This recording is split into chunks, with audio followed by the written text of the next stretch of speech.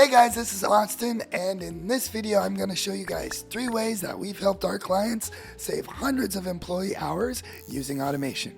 The cool thing is these are things that your company does every single day. Most of our clients went from using a lot of messy Excel sheets, long email chains, and disorganized communication using Microsoft Teams, and really messy client onboarding processes into having full streamlined processes with less communication, less errors, and a lot more efficiency.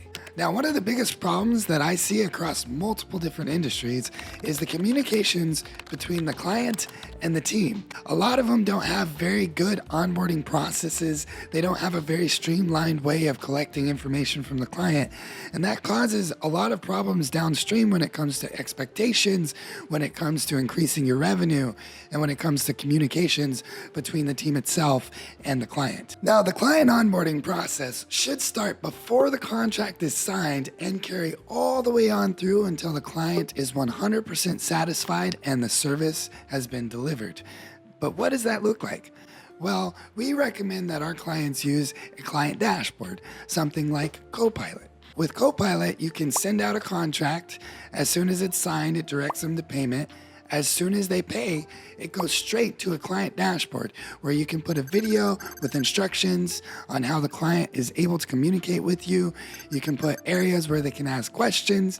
If you get a lot of frequently asked questions, you can make a video about it or a small wiki so that you have less customer service time. And this will train your client to learn how to talk to you and your team, and it will streamline communications between you and your team. Now, a quick tip: as you onboard the client, your sales guys should be asking, hey, is there 3 more people just like you that might like this service? Because I'd love to talk to them and I'd love to help them out.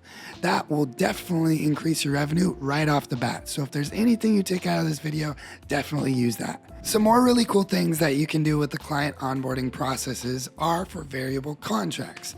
Now, for our service, we oftentimes have a lot of things in the app that we might do or we might not do based on X, Y, and Z, and the client is still deciding whether he wants this extra or no.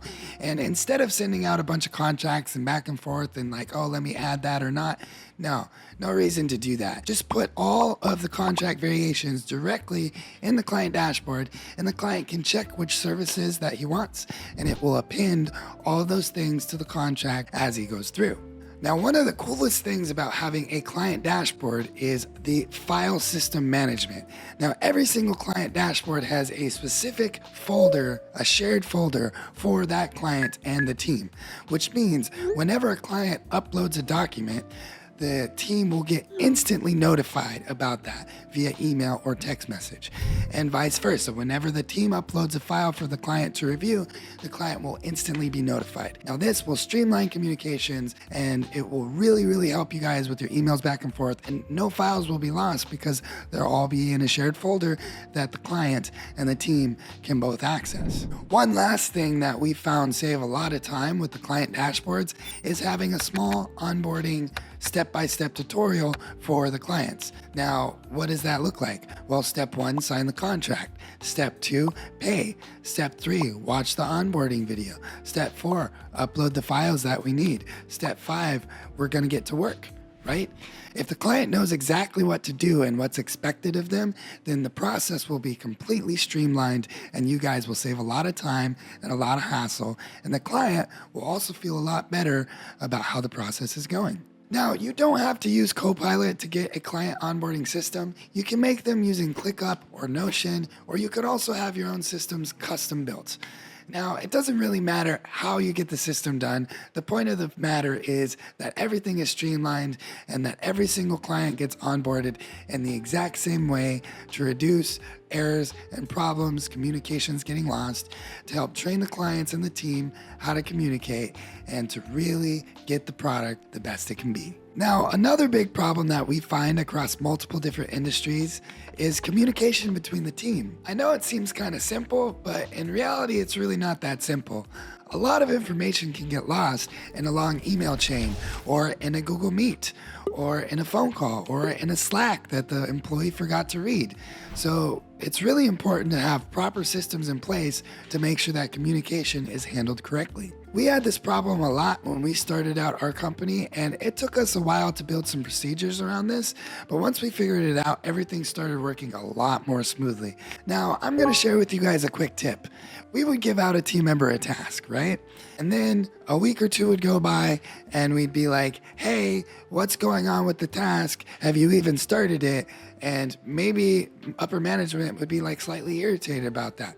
Well, it turns out that the employee has been working on the task this whole time, but he's had a lot of problems trying to upload the code, or something got depreciated, or something happened and it caused him to be behind. The problem is that we weren't fully aware of what was going on because we didn't have a closed loop. Another thing that happens sometimes is you give a task out, but with all the chaos of the day, the employees forget about the task, or they just never saw it in the first place. Now, if you have a closed loop system, this won't happen. So what is a closed loop system? Well, it's making sure that every time somebody opens a question or gives a task or something like that, the other person responds, closing the loop. What does that mean? When I give out a task to an employee and I say, hey, I have this thing, it needs to be done in 2 weeks. The employee says, right on, I'm going to jump on that. That's closing the loop right there. Then, if the employee sees that he's going to be behind, he's going to send another message and say, hey, I can't quite get this out in 2 weeks. I need a couple more days to get it out. This will allow the upper management to free their headspace and think about more important things instead of trying to micromanage, asking about what's going on with the task all the time, which will stress out the employees, and it will close the loop and make everybody a lot more happy.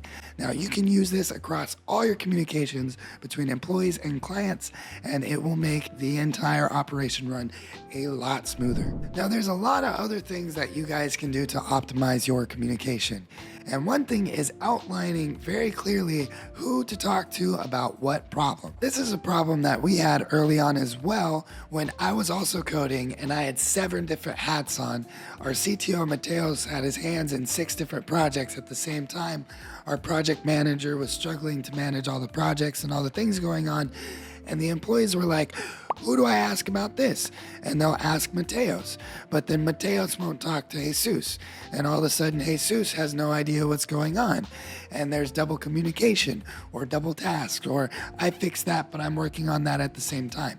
It didn't make a whole lot of sense. By streamlining the communication channels and making sure that every single project had its own chat, and by streamlining who to talk to about exactly what issue specifically, we were able to eliminate all of those problems. Also, by having a channel per project, if the employees had a question, they could ask it in that channel, and anybody who had free time who knew the answer to that question could answer it really quickly. Sometimes what we would find early on is an employee would ask me or Mateos a question, and we have 6 or 7 different meetings. We have our heads in code, or we're on a sales call, or something's going on, and we don't have time to answer that question. It's going to be 6 hours, maybe even a day, for them to get an answer for us.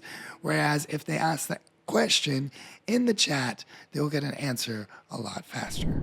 Now, the final problem that I'm going to cover today is document management. Now, one problem that we find sometimes is employee A gets sick and has a really important file that employee B needs, and employee B is like, hey, where's this thing? Employee A is gone and I need it, but I don't know where he sent it. I don't know if it was by email or by chat. So it's really important that all files are streamlined in one place. If it's a mission critical file, whenever a team member uploads that file, that another one automatically gets notified that said file is there. It's also really important that if your team members are working remote, that they have a drive folder directly on their laptop where if they make any changes or upload any documents in that drive, it automatically gets uploaded to the cloud.